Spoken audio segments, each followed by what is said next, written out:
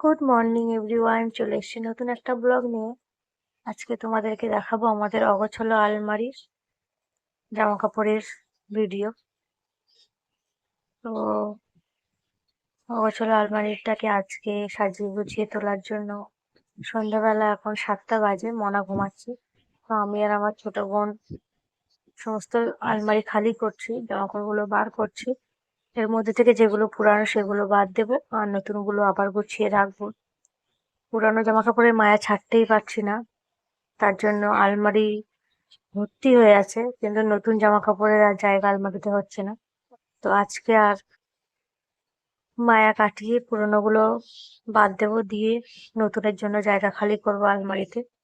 তো তার জন্যই সমস্ত জামা কাপড়গুলো আজকে বাইরে বার করছি। পুরানো বলতে এমন না যে পরা যাবে না, সবই পরা যাবে, কিন্তু আমাদের একটাই অভ্যাস, যেটা আমরা দুবার পরি সেটা আর 4বার পরতে চাই না। তো সেটা এখন আমাদের কাছে পুরানোই হয়ে গেছে। তো পুরানো জামা কাপড় কিছুটা বাদ দিয়েছি, একটা বড় বাক্স হয়ে গেছে। ওগুলো তো আর ফেলে দিতে পারি না এখানে সেখানে, তো সেগুলো আলাদা করে একটা বড় বাক্সে ভর্তি করে রেখে দেওয়া হয়েছে।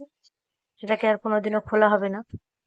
5-10 বছর পরে হয়তো পুরোনো স্মৃতি মনে করার জন্য হয়তো খুলে দেখবো কি কি জামা কাপড় সেটার মধ্যে রেখে দিয়েছিলাম। তো এখন আপাতত যেগুলো একদমই বাদ দেওয়া যাচ্ছে না, চোখে লাগার মতো, সেগুলো গুছিয়ে রাখছি। তো এই গাউনটা আমার দিদি দিয়েছিল তার বিয়ের সময়।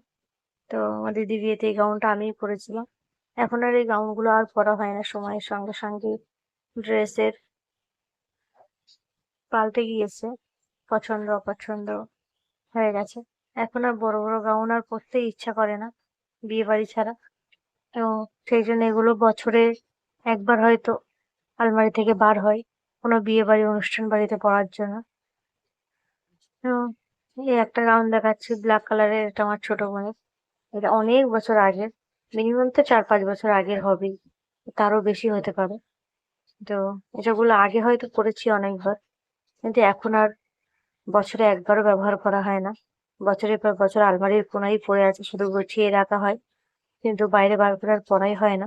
কারণ সময়ের সঙ্গে সঙ্গে নতুন নতুন জামা কাপড় আসতেই থাকে, পুরোনোগুলোর দিকে আর তাকাতেই ইচ্ছে হয় না। তো সেই জন্য আজকে সেগুলো আবার নতুন করে একবার বার করে সাজিয়ে গুছিয়ে আবার চোখের সামনে রেখে দেওয়ার পালা। যেগুলো চোখে পড়লেই মনে হবে যে হ্যাঁ, এই জামা কাপড়গুলো একসময় পরেছিলাম।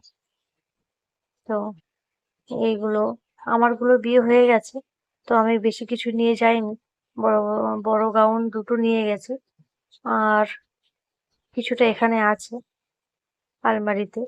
তো আমি যেহেতু আমার মায়ের বাড়িতেই আছি, আমার জামা কাপড় প্যাকিং করার সময়ও এসে গেছে, কারণ আর 2-4 দিন পরেই আমার শ্বশুর বাড়িতে ফিরে যেতে হবে। তো সেই জন্য আলমারি থেকে আমার জামা কাপড়গুলোও বার করেছি। তো আমারগুলো যখন গোছাবো ভাবলাম আলমারিটাও একবারে গুছিয়ে নিই, অগোছালো হয়ে আছে।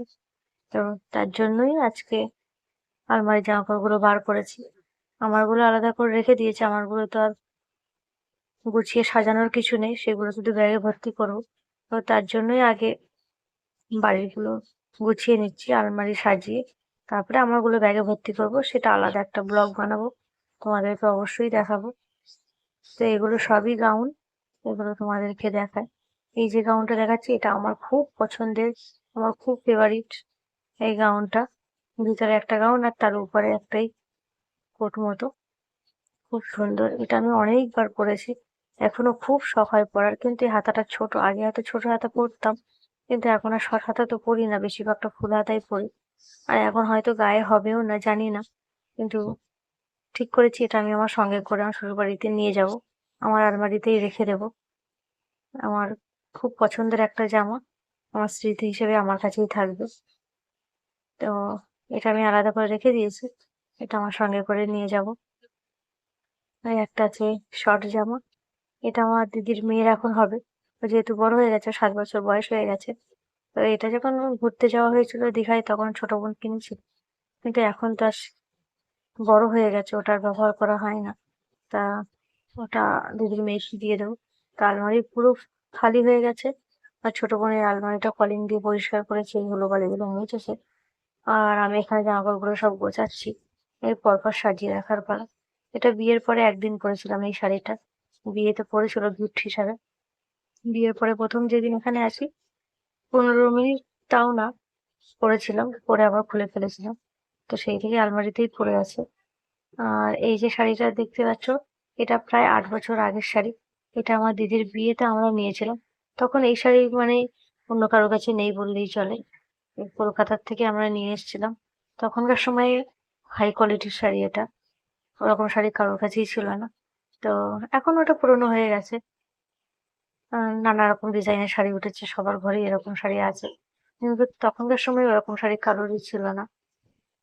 তো ওই শাড়িটা দিদি বিয়েতে পরেছিল। কিছু শাড়িও গোছাচ্ছি। এটা একটা চুড়িদারের পিস। ঈদের সময় আমার ছোট কাকুর মেয়ে শ্বশুরবাড়ি থেকে দিয়েছিল আমার ছোট বোন। এখনো তৈরি করেনি।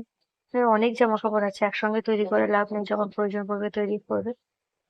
এটা আমার ছোট বোনের। এখন আলমারিতে সবই ওরই জামা কাপড়। আমরা তো শ্বশুরবাড়ি চলে গেছি। আমাদের জামা কাপড় হয়তো পুরানো কিছু আছে, না হলে ওরই সব জামা কাপড়। এটা ওর চুড়িদার, এবার ঈদের সময় আর দিদি ওকে দিয়েছিল। তো এই সবগুলোই এখন ওরই জামা কাপড় আলমারিতে। আমি আসলেও আমার জামা কাপড় রাখার জন্য একটা জায়গাও খালি পায় না। এবারে যেহেতু 6 মাস ছিলাম, তাই আমার জামা কাপড়গুলো কিছুটা আলমারিতে রেখেছিলাম। বিয়ের আগে আমার জন্য আলমারিতে অবশ্যই জায়গা থাকতো, কিন্তু বিয়ের পরে কেন জানি না মেয়েদের আর বাপের বাড়িতে আলমারিতে আর জায়গা থাকে না। ব্যাগবন্দি জামা কাপড় ব্যাগবন্দি হয়েই থাকে। সেখান থেকেই বার করা হয়, সেখান থেকেই ব্যবহার করা হয়, আবার সেখান থেকেই সোজা বাড়ি চলে যায় শ্বশুরবাড়িতে। আলমারিতে জায়গা আর হয় না। তো এবারে খুব কষ্ট করে একটু রেখেছিলাম। তো তার জন্য আজকে এই আলমারিটা গুছিয়ে দিতে হচ্ছে।